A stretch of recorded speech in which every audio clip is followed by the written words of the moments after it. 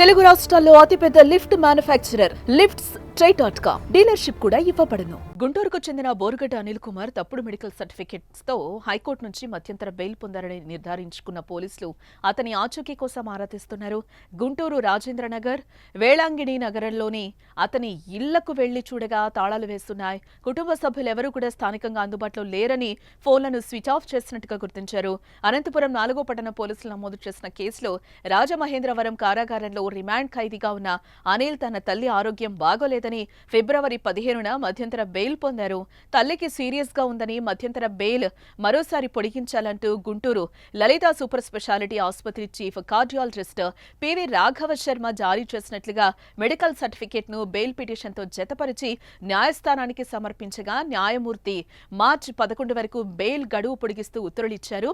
అనిల్ కుమార్ కోర్టుకు సమర్పించిన medical certificate ను లలిత ఆసుపత్రి యాజమాన్యం ఇవ్వలేదని, అది నకిలీ ధృవపత్రమని డాక్టర్ రాఘవ శర్మ పోలీసులకు వాంగ్మూలం ఇవ్వడంతో తప్పుడు మెడికల్ సర్టిఫికెట్ వ్యవహారం బయటపడింది. అప్రమత్తమైన పోలీసులు బోరుగడ్డ ఎక్కడున్నాడో తెలుసుకునేందుకు ఆరా తీస్తున్న ఆయన కోసం గాలిస్తున్న నేపథ్యంలో బోరుగడ్డ అనిల్ ఓ వీడియోను విడుదల చేశారు. తన తల్లి విషయంలో అబద్ధాలు చెప్పాల్సిన అవసరం తనకు లేదన్నారు. కావాలనే తనపై తప్పుడు ప్రచారం చేస్తున్నారని, కూటమి ప్రభుత్వం తనపై కక్ష సాధిస్తోందన్నాడు. తనను జైల్లో ఉంచి చంపేయాలని ప్లాన్ చేస్తున్నారని బోరుగడ్డ వీడియోలో వివరించారు. తనకు కోర్టులు, చట్టాలపై నమ్మకం ఉందని, కోర్టు ఆదేశాల మేరకే నడుచుకుంటానని అన్నారు. ఇక తన కుటుంబానికి ఏమైనా అయితే దానికి కూటమి ప్రభుత్వం పెద్దలే కారణం అంటూ వీడియోలో బోరుగడ్డ అనిల్ చెప్పుకొచ్చారు. ప్రస్తుతం తాను బెయిల్పై ఉన్నారని, తన తల్లి ఆరోగ్యం బాగోలేదని, తల్లిని చూసుకోవడానికి ఎవరూ లేరంటూ ఆవేదన వ్యక్తం చేశాడు. నమస్కారం, నేను మీ బోరుగడ్డ అనిల్ కుమార్.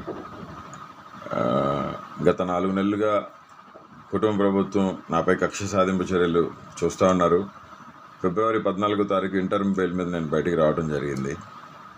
ఇది వివరణ ఎందుకంటే గత రాత్రి నుంచి ఇవాళ నాకు అనంతపురం ఉంది బెయిల్ వచ్చే తరుణంలో మళ్ళీ నాకు బెయిల్ రాకుండా చేసేదానికి కుటుంబ ప్రభుత్వం పనిన కుట్ర ఇది. దళితున్నైన నన్ను చిత్రహింసలు పెట్టారు. 3rd డిగ్రీ ఇచ్చారు కర్నూలులో. నా వెన్నుపూస L4 బోన్ ఫ్రాక్చర్ అయింది. నా testis right side blood clot అయింది బుట్కాలతో తనటం వల్ల.